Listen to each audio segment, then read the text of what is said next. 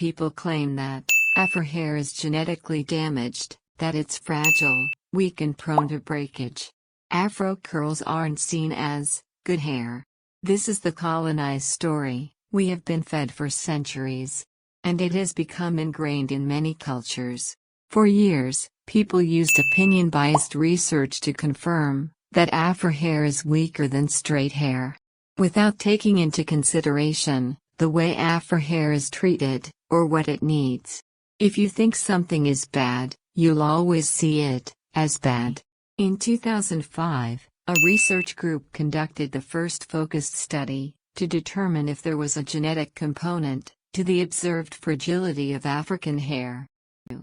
They found that there was no difference in the chemical composition and structure of Afro hair when compared to that of other racial groups. What does this mean? If Afro hair is chemically and structurally similar to straight hair, why is our hair perceived as fragile and weak? The study concluded that the physical trauma inflicted on Afro hair while grooming is responsible for the structural damage often seen in Afro hair. This development forces us to reevaluate our hair care practices. Colonization erased African hair identity, which robbed us of generational hair care practices. It forced us to adopt straight, Eurocentric hair care practices, which have ultimately damaged the integrity and strength of Afro hair strands.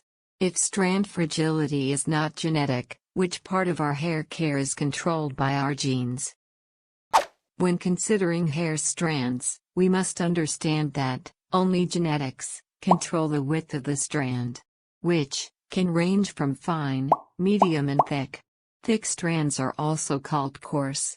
The width of Afro hair usually fall between fine and medium.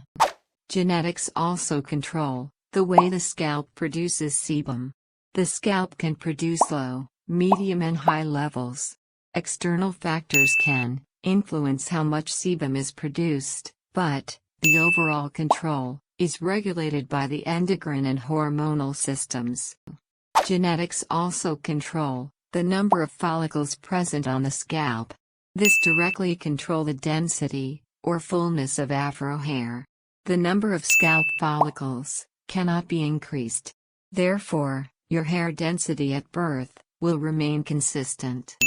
On the other hand, for various reasons, scalp follicles can go dormant and stop producing hair strands. If this happens, the hair's density can appear lower than it should be. If the follicles aren't dead or damaged, they can be reactivated. Having said that, growing long, healthy, Afro hair is not restricted by genetics. Afro hair is not weak or fragile. It just cannot thrive while being subjected to straight hair care practices.